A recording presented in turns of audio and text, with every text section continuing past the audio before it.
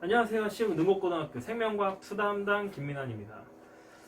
또 이렇게 카메라 앞에서 인사드리게 될 줄 몰랐는데 선생님 또 지난번 강의에서 마지막이라고 막 교실 촬영하고 막 이렇게 했었는데 또 찍게 되니까 약간 민망합니다. 자, 아무튼 별 상황이 다 있습니다. 그죠? 또 등교가 미뤄졌기 때문에 이렇게 또 촬영을 하게 됐어요.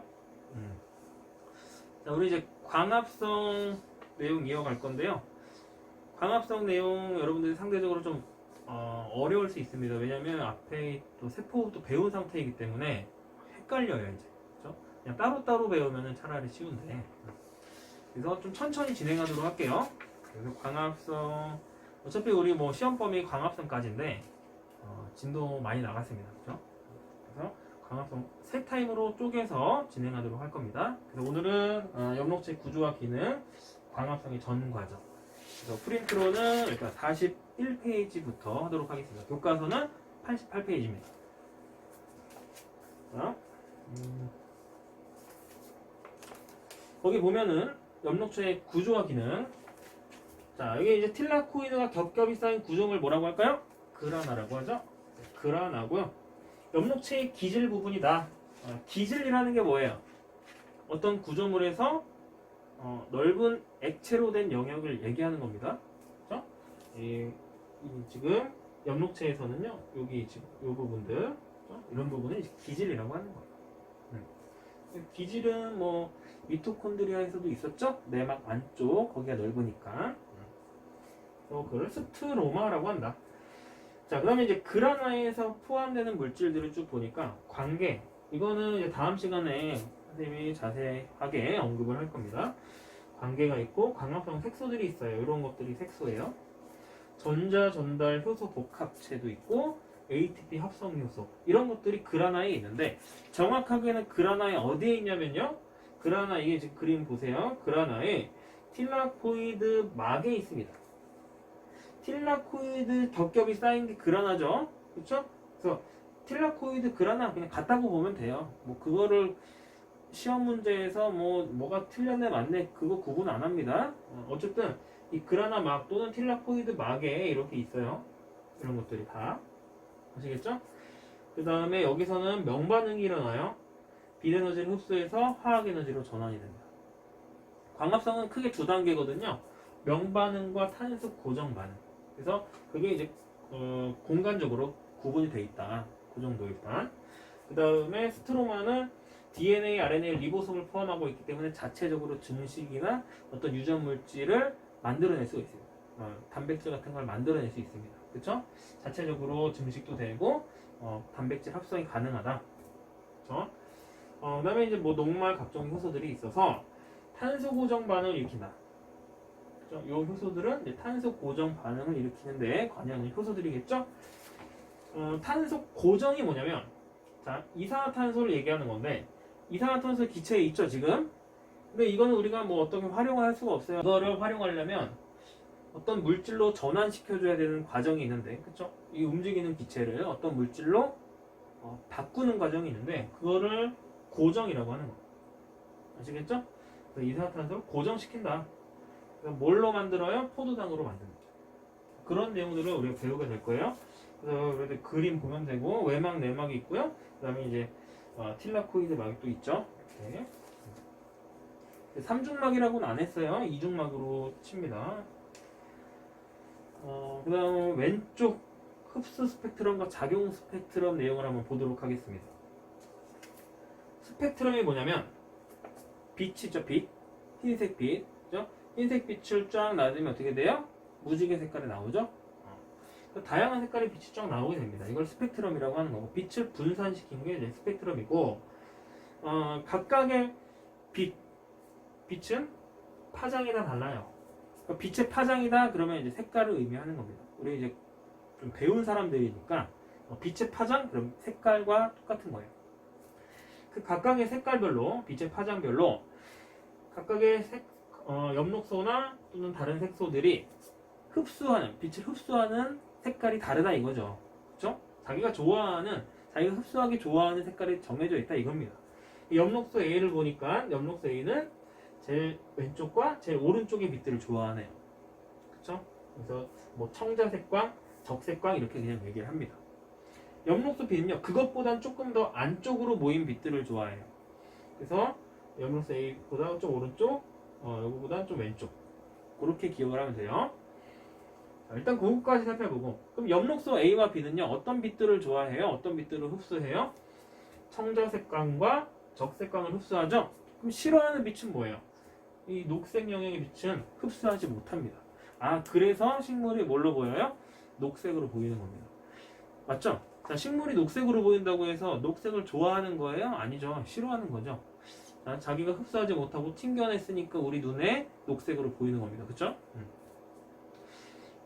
작용 스펙트럼 뭐냐면 이거는 광합성 작용을 나타냈냐 요 정도를 보는 거예요. 빛의 색깔에 따라서. 그쵸? 요거는 색소를 추출해서 색소의 빛을 쬐서 파악을 하는 거고요. 이거는 그냥 식물 딱 놓고 보는 겁니다. 식물 딱 놓고 청색광부터 이렇게 쫙 줘서 광합성이 언제 활발했는지 그걸 파악한 거예요. 그랬더니 이 청자색 빛과 적색 빛에서 광합성이 활발하게 일어났다. 그럼 결론 내리면요, 그렇죠. 이 영역에서 광합성은 뭐 때문에 일어났다? 엽록소 A와 B 때문에 잘 일어났다라고 일단 결론 내릴 수 있고요. 그렇죠. 근데 그게 끝이 아닙니다. 자, 엽록소 A, B만 있다면 녹색빛이 거의 흡수를 못하기 때문에 광합성 속도가 더 떨어져야 돼요. 근데 여기 보니까 녹색 영역에서도 광합성이 어느 정도 일어나고 있죠? 자, 그거를 어떻게 해석합니까? 그렇죠. 다른 색소가 존재해서 그 영역의 빛을 흡수한다. 그게 바로 카로티노이드예요. 아시겠죠? 자, 그 정도 해석을 할 수 있으면 되겠습니다. 자, 뭐 요거 하기 전에 밑에 그 빈칸을 조금 채워볼게요. 여러분들 그 광합성 색소 2번에 종류, 엽록소와 카로티노이드계 색소가 대표적으로 있다. 엽록소는 A, B, C, D가 있는데요. 엽록소 A는 모든 광합성 생물에서 공통으로 발견이 됩니다. 자, 이게 뭔 뜻이냐면 B, C, D는요. 어떤 생물이냐에 따라서 있을 수도 있고 없을 수도 있어요. 예를 들어서 식물에는요. B가 있어요. C랑 D가 없고요. 뭐 이런 식으로 아시겠죠? 그래서 근데 공통적인 게 중요한 거죠. 엽록소 A는 모든 광합성을 하는 생명체에 존재한다. 그래서 중심 색소라고도 한다. 그 다음에 이제 카로티노이드계 색소는 카로틴과 잔토필이라는 걸로 또 구분이 됩니다.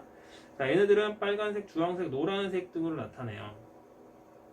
자, 그래서 이제 우리가 날씨가 추워지면 엽록소가 열에 약해서 이제 파괴되거든요. 추위에 약해서 파괴되거든요. 그러면 빨간색, 주황색, 노란색 빛이 드러나는 거죠. 그게 이제 단풍이 된다 하는 거고요. 엽록소가 잘 흡수하지 못하는 파장의 빛, 아까 확인했죠? 녹색빛 이런 겁니다. 그걸 흡수해서 광합성에 이용할 수 있게 해주는 무슨 역할? 보조 색소 역할. 동그라미. 그 다음에 강한 빛 에너지로부터 염소를 보호하는 역할 두 번째 동그라미. 자, 보호하는 역할은 이제 뭐냐면 엽록소가 모든 빛을 흡수하면요, 얘가 이제 파괴가 돼요. 빛도 에너지가 있죠. 에너지를 너무 많이 받으면요, 엽록소가 파괴가 됩니다. 그래서 카로티노이드가 그 빛들을요 나눠서 흡수를 하는 거예요. 그래야지 엽록소가 이제 파괴가 안 되고 보호받을 수 있습니다. 자, 그런 측면에서 이제 서술이 되어 있는 거고요. 그 다음에 다시 이제 와서 요 실험을 볼게요. 밑에 탐구. 잎의 색소 분리라고 해서 이거 뭐 우리가 직접 실험할 수 있는 상황 아니기 때문에 선생님이 설명을 좀 드리겠습니다. 실험 과정에서 일단 식물을 막 갈아요. 즙을 만든 다음에 그냥 즙만 만들면 잘 안 돼요. 여기 아세톤이라는 유기용매를 넣고 합니다. 그러면 엽록소들이 더 잘 추출이 돼요. 자, 뭐 그 상태에서 여기 지금 뭐 TLC 판이라고 되어 있는데 그냥 뭐 종이에 이 추출액을 여기 찍고요.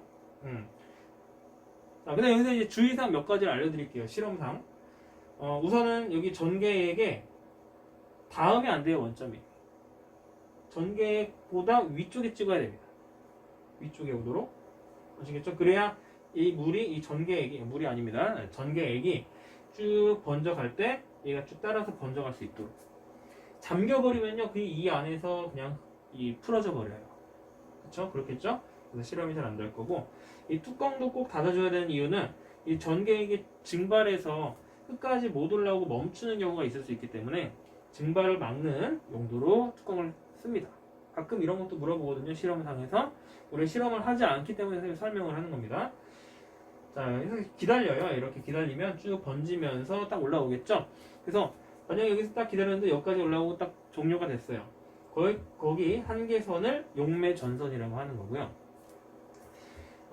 우리가 이 색소가 다양한 색소가 있죠. 근데 그 색소들이요, 이렇게 쭉 이 전개획을 따라 이동하는 뭐가 다르냐면 속도가 다릅니다. 그 속도 차에 의해서 이렇게 분리가 되는 거죠. 동시에 이동한다면 분리가 안 되겠죠? 네, 속도 차가 있기 때문에 분리가 됩니다.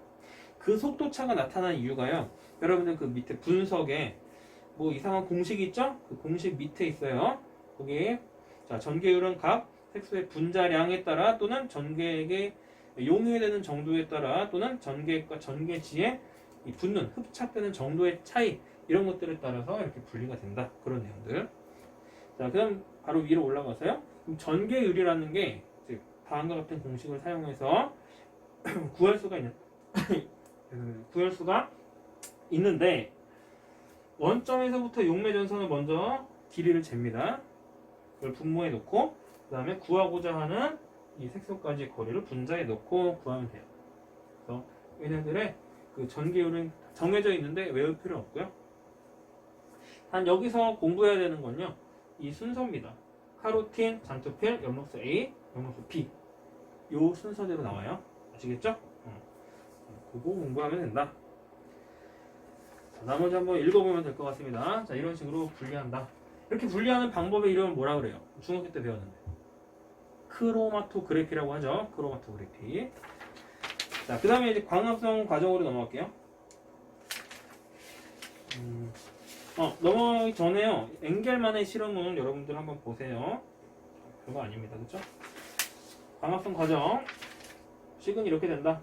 우리가 광합성을 다 배우게 되면요, 이거 뭐 자동적으로 알게 될 거고요. 지금 그냥 한번 보는 정도. 이산화탄소와 뭐가 필요하다? 물이 필요하다. 그쵸? 빛에너지를 이용해서요, 포도랑 만들고요, 그 다음에 산소 생기고 물 생깁니다. 이렇게 생각하는 학생들이 있어요. 12개의 물, 왼쪽, 오른쪽에 6개의 물. 그러면 6개씩 지우자. 이렇게 정리할 수 있죠. 실제로 중학교 때는요, 이거 없고요, 이거 6으로 나오거든요. 중학교 교과서 찾아보세요. 근데 우리가 이제 좀 더 배웠잖아요. 이게 정확한 겁니다. 왜 정확하냐면, 뭔 차이가 있냐면, 아주 중요한 차이가 있는데, 자, 여기 이제 산소 기체 발생하죠? 광합성을 시키면 산소 발생합니다. 그죠? 우리 그건 뭐 상식이죠. 근데 이 산소에 이 O 있죠, O. 그럼 이 6개의 지금 O2가 있는데, 그러면 산소 원자 총 몇 개인 거예요? 여기서 12개죠? 맞죠? 자, 이 산소의 유래가 되는 건요, 이산화탄소가 아니라 물입니다. 물을 이루는 산소 원자가요, 전부 다 산소 기체로 바뀌거든요. 그렇기 때문에 12H2가 살아있어야 되는 거예요. 6이 돼버리고 얘가 없어지면요, 12개의 이 산소 원자를 채울 수가 없는 거죠. 뭔 얘기인지 알겠죠?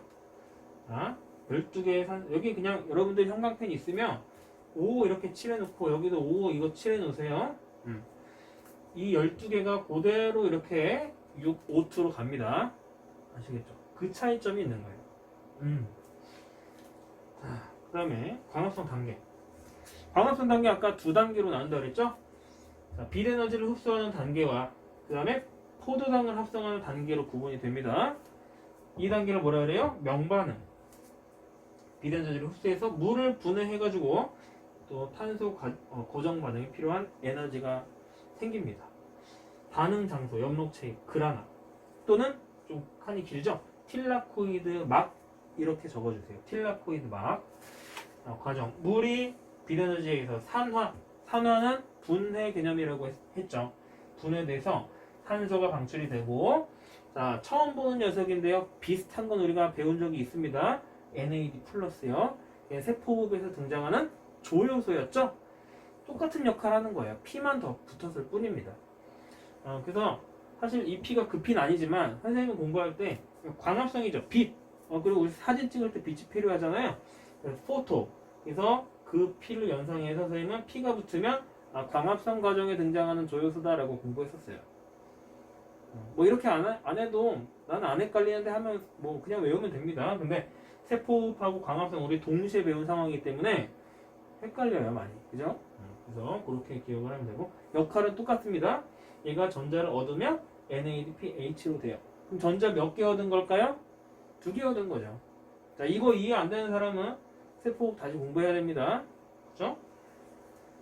이렇게 되고요. 그 다음에 ATP가 합성이 돼서 탄소 고정 반응이 공부. 이게 뭐냐면 두 번째 단계예요. 요거 두 번째 단계 탄소 고정 반응. 그래서 이산화탄소를 뭐예요? 고정시킵니다. 환원시킨다고 해도 돼요. 환원시켜서 포도당을 합성한다. 반응 장소 어딜까요? 엽록체의 스트로마입니다. 순환적인 반응. 순환적인 반응은 뭐냐면 세포흡에서 TCA로 같이 계속적으로 돌고 도는 거예요. 이것도 돌고 돕니다. 뒤에서 배울 거예요. 효소를 이용해서 이산화탄소 고정하고 명반응 산물인 뭐와 뭐를 이용한다? 자, 중요한 거예요. 명반응 산물 뭐였죠? 물론 산소도 나왔지만 그거는 이용하는 게 아니고 이걸 이용해요. NADPH와 ATP를 이용해서 포도당을 만들게 됩니다. 그러니까 명반응의 존재 이유는 뭐냐면 이 이산화탄소로 포도당을 만들 때 NADPH와 ATP가 이게 필요한 거거든요. 그걸 만들어주는 게 명반응이에요. 됐죠? 자, 벤슨의 실험을 한번 보도록 하겠습니다. 밑에 탐구에 우선 이 실험은 이렇게 접근하는 게 맞아요. 일단 가만 보세요. 가. 자, 어떤 실험을 했냐면 벤슨이 이산화탄소만 처음에 공급했어요. 식물에. 그랬더니 광합성 안 일어났습니다. 그 다음엔요. 이산화탄소 끊고 빛을 줬어요. 안 일어났어요. 다시 처음과 같은 상황. 빛 끊고요. 이산화탄소 줬어요. 그랬더니요. 놀랍게도 광합성이 일어났다가 없어졌습니다. 자, 1번과 3번만 딱 놓고 보면은 똑같은 상황이에요. 빛 없고요. 이산화탄소만 있는 상황. 그러나 3번은 광합성이 순간 일어난 거죠. 자, 어떻게 해석을 했다고요? 그쵸. 3번의 전 단계에서 빛이 있었다. 1번은 전 단계 뭐예요? 빛 없었겠죠? 아무것도 없던 상황에서 이산화탄소 준 거겠죠? 그쵸? 그 차이점이 있다는 겁니다. 그래서 그리고 또 하나. 자, 여기서 이제 또 하나 결론이 뭐가 나올 수 있냐면 보세요. 광합성에 필요한 게 지금 빛과 이산화탄소인데 그건 동시에 필요하다? 아니다라는 거죠. 2번, 3번 단계는요 독립돼 있어요. 그렇죠? 빛을 줬고요. 여기는 이산화탄소 줬어요. 그래도 광합성이 일어났죠. 그 말은요. 빛과 이산화탄소가 필요하긴 하지만 그 두 개의 조건은 동시에 필요한 것이 아니다. 즉 구분되어 있다. 그렇게 결론을 내릴 수가 있습니다. 그래서 여러분들 분석에 답변 선생님이 다뤄놨는데 세 번째 줄 보세요. 그래서 이 단계가 구분되어 있다는 것을 알 수 있다. 그리고 또 제일 밑에 줄에 거기서 빛을 필요로 하는 과정이 선행이 되어야 이산화탄소로 필요로 하는 과정이 진행된다는 것도 알 수 있습니다. 자, 두 가지 결론은 얻었죠? 빛이 먼저 있어야 된다. 그렇죠? 그 다음에 그 빛 조건과 이산화탄소 공급 조건은 구분되어 있다. 되겠죠? 자, 만약에 구분이 안 돼 있다면요. 광합성이 일어나려면 동시에 줬어야지만 일어났을 겁니다. 그 얘기예요. 자, 이제 가와 나를 좀 비교해보면 이건 쉽죠. 뭔 차이가 있냐면 여기는 빛을 주면서 이산화탄소 공급했더니 계속 광합성이 지속이 됐어요. 그렇죠? 그래서 2번에 보면은 그래서 나의 3에서는 계속해서 빛을 비추어줬기 때문에 유지가 됐다. 그래서 벤슨이 이와 같은 실험을 해서 두 단계를 밝혀낸 거예요. 빛이 필요한 반응과 이산화탄소가 필요한 반응. 자, 선생님 아까 얘기했던 건데 잠깐 다시 보면요. 여기 왼편에 있습니다. 자, 명반응에서 빛에너지를 ATP와 NADPH 화학에너지 전환했다. 중요한 게 있어요. 얘는 화학에너지 갖고 있는 거 여러분들 알죠? 그죠? 근데 얘도요? 화학에너지 있습니다. 그 에너지가 뭐예요? 바로 전자입니다. 전자 에너지 갖고 있는 거예요. 얘의 역할이 뭐예요? 전자를 다른 애한테 줄 수가 있는 거죠. 자, 그래서 얘뿐만 아니라 얘도요 화학 에너지 갖고 있는 거예요. 그래서 그 에너지들을 이용해서 이산화탄소를 포도당으로 바꾸는 과정이 뭐라고요? 탄소 고정 반응. 자, 대충 감이 오시죠? 자, 두 단계가 있는데 명반응은 여기에 필요한 얘네들을 만드는 단계다. 그 정도 개념만 갖고 있으면요. 다음 시간에 선생님 명반응 설명해 드릴 겁니다. 자, 오늘은 그래서 여기까지 할게요. 42페이지까지 하고 다음 시간에 명반응 관련해서 설명해 드리도록 하겠습니다.